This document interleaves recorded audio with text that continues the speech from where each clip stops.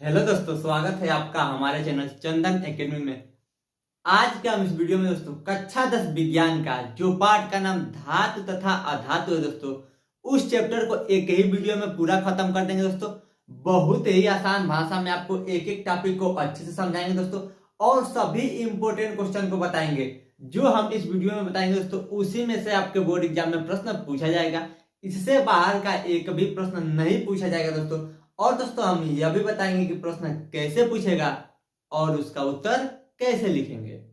अगर आप कक्षा 10 बोर्ड एग्जाम की तैयारी करना चाहते हैं तो इस वीडियो के अंत में आपको व्हाट्सएप नंबर मिल जाएगा। उस व्हाट्सएप नंबर पर एसएमएस जरूर करें कक्षा 10 बोर्ड एग्जाम की तैयारी करने के लिए। और दोस्तों जो हम इस वीडियो में बताएंगे उसको रटना नहीं है, याद नहीं करना है, केवल समझना है दोस्तों। इसको याद करने के लिए हम आपके लिए ऑडियो नोट्स बनाए हैं। ऑडियो नोट्स का मतलब होता है दोस्तों, इन सभी प्रश्नों को हम क्या किए हैं, ऑडियो के रूप में कन्वर्ट कर दिए हैं। उसको याद करने के लिए ईयरफोन लगाकर जैसे गाना सुनते हैं वैसे यह सब सुनेंगे तो आपको याद हो जाएगा। उसके लिए वीडियो के अंत में व्हाट्सएप नंबर मिलेगा, उस व्हाट्सएप नंबर पर एसएमएस करेंगे तो आपको ऑडियो नोट्स भी मिल जाएगा। तो चलिए हम स्टार्ट करते हैं। देखिए दोस्तों, आपसे बोर्ड एग्जाम में प्रश्न पूछा जा सकता है कि खनिज किसे कहते हैं। अब ध्यान से समझिए दोस्तों, खनिज किसे कहते हैं। दोस्तों जमीन के अंदर जब जेसीबी से खुदाई होता है, आप फोटो पे देख रहे हैं तो उसी प्रकार खुदाई होता है तो कुछ पदार्थ मिलते हैं। जैसे धरती के अंदर सोना, चांदी, लोहा, यह सब क्या मिलता है दोस्तों, धरती के अंदर ही मिलता है। तो जो मिलता है धरती के अंदर उसको क्या कहते हैं दोस्तों, खनिज कहते हैं। देखिए यहाँ पे लिखा गया है प्रकृति में यानी जमीन क्या है, प्रकृति क्या है। प्रकृति में जमीन के नीचे, जो जमीन है यानी मिट्टी है, धरती के नीचे धातुएं जिस रूप में पाई जाती है उसे खनिज कहते हैं। यानी जो कोई भी धातु है वह जिस रूप में पाई जाती है, जैसे उसमें मूर्छा लगा रहेगा, जंग लगा रहेगा, वो जैसे पाई जाती है उसी को क्या कहते हैं दोस्तों, खनिज कहते हैं। ठीक। अब उसके बाद बोर्ड एग्जाम में आपसे प्रश्न पूछा जा सकता है कि अयस्क किसे कहते हैं। क्या दोस्तों, अयस्क किसे कहते हैं, तो समझिए दोस्तों अयस्क किसे कहते हैं। अब देखिए दोस्तों, जो जमीन के नीचे खनिज पाया जाता है उसमें कई खनिज ऐसे होंगे जिसको आसानी से धातु प्राप्त किया जा सकता है, और कई खनिज ज्यादा बेकार हो गया होगा, उसको आसानी से धातु प्राप्त नहीं किया जा सकता है। तो अयस्क उसे कहते हैं दोस्तों जिन खनिज को आसानी से धातु प्राप्त किया जा सकता है उसे हम लोग कहते हैं खनिज। देखिए यहाँ पे लिखा गया है जिस खनिज से धातु को आसानी से प्राप्त किया जाता है उसे अयस्क कहते हैं। यानी जिन खनिज से धातु आसानी से प्राप्त किया जाता है उसे हम लोग क्या कहते हैं दोस्तों, अयस्क। दोस्तों आपको इसको याद नहीं करना है, केवल थोड़ा थोड़ा समझते चलिए। जब आपको ऑडियो नोट्स मिलेगा तो आपको सारा चीज याद हो जाएगा। आगे दोस्तों आपसे बोर्ड एग्जाम में प्रश्न पूछा जा सकता है कि खनिज तथा अयस्क में अंतर बताइए। यह बोर्ड एग्जाम के लिए बहुत इंपॉर्टेंट क्वेश्चन है दोस्तों। खनिज तथा अयस्क में अंतर बताइए। तो पहला अंतर दोनों का परिभाषा लिख दीजिएगा। क्या दोस्तों, जो दोनों का परिभाषा है वही खनिज का पहला अंतर हो जाएगा। यह हो गया पहला अंतर। अब देखिए दोस्तों दूसरा अंतर हो जाएगा, सभी खनिज अयस्क नहीं हो सकते। इसमें हो जाएगा सभी अयस्क खनिज होते हैं। यानी जो भी अयस्क होते हैं वो सभी अयस्क क्या होते हैं, पहले खनिज ही होते हैं, लेकिन सभी खनिज क्या होते हैं, अयस्क नहीं होते हैं। तीसरा है दोस्तों, सभी खनिज से धातुएं प्राप्त नहीं किए जा सकते। यानी सभी खनिज है उससे आसानी से धातुएं प्राप्त नहीं किया जा सकता, लेकिन सभी अयस्क से धातु प्राप्त किया जा सकता है। यह हो गया दोस्तों तीसरा अंतर। अब देखिए चौथा क्या हो जाएगा, उदाहरण हो जाएगा कॉपर पायराइड। बोर्ड एग्जाम में आपसे प्रश्न पूछ सकता है कि कॉपर पायराइड का सूत्र क्या होता है, तो CuFeS2। यह क्या हो जाएगा दोस्तों, कॉपर पायराइड का सूत्र हो जाएगा। और यह क्या होगा दोस्तों, खनिज का उदाहरण। अगर आपसे बोर्ड एग्जाम में प्रश्न पूछे कि खनिज का उदाहरण लिखिए तो आप यह भी लिख सकते हैं। उसके बाद दोस्तों अयस्क का उदाहरण हो जाएगा दोस्तों बॉक्साइट। बॉक्साइट का सूत्र होता है Al2O3 इंटू 2H2O। यह क्या होगा दोस्तों, बॉक्साइट का सूत्र हो गया। बोर्ड एग्जाम में यह भी प्रश्न पूछ सकता है कि बॉक्साइट का सूत्र बताइए, तो आप यह लिख दीजिएगा। उसके बाद क्या है दोस्तों, जिंकाइट क्या है, यह भी अयस्क का उदाहरण है। तो यह हो जाएगा ZnO। जिंकाइट का सूत्र क्या हो जाएगा, ZnO। दोस्तों अगर आपको यह थोड़ा थोड़ा भी समझ में आए तो बहुत अच्छी बात है। अब दोस्तों हम इसको मिटाकर इसके आगे का टॉपिक लिख कर बता रहे हैं।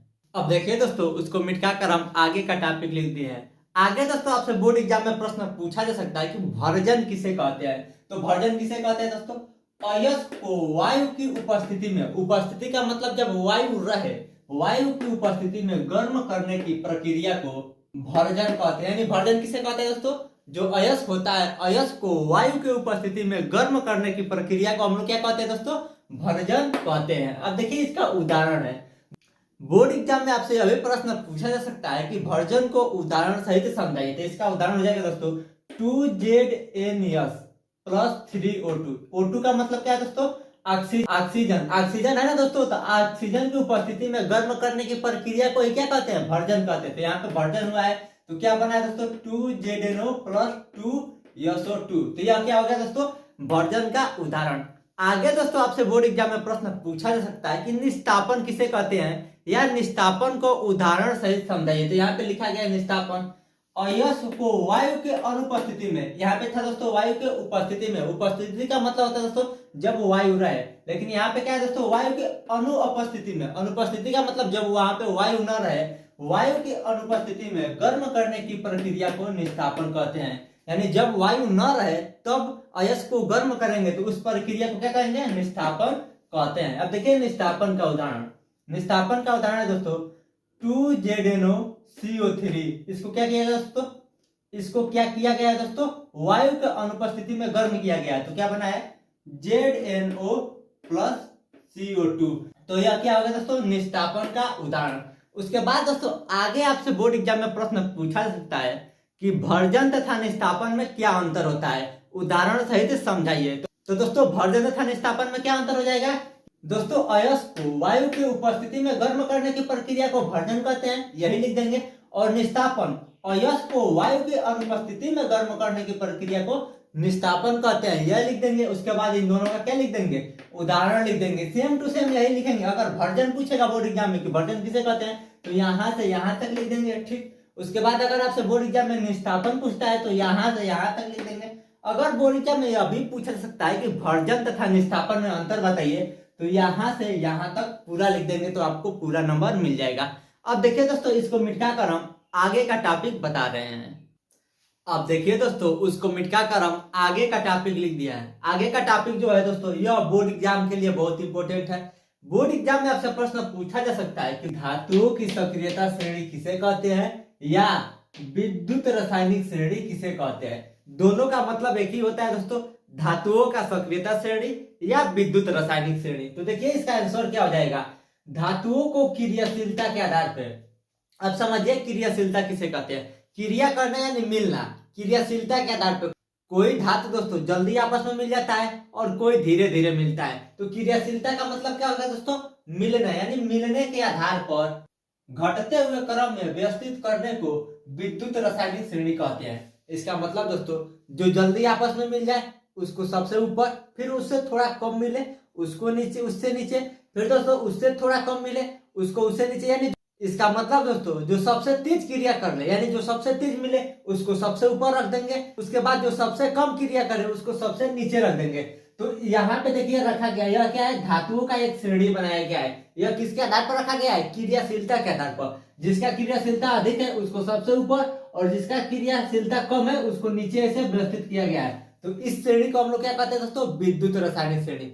बोर्ड एग्जाम में आपसे प्रश्न पूछे कि विद्युत रासायनिक श्रेणी किसे कहते हैं, तो आप लिख दीजिएगा कि धातुओं को क्रियाशीलता के आधार पर घटते हुए क्रम में, घटते हुए क्रम यानी जिसका क्रियाशीलता सबसे अधिक हो उसको ऊपर, उसके बाद उससे नीचे, यानी घटते हुए क्रम में व्यवस्थित करने को विद्युत रासायनिक श्रेणी कहते हैं। इतना लिख देंगे तो आपको पूरा नंबर मिल जाएगा। और यह हो गया दोस्तों विद्युत रासायनिक श्रेणी।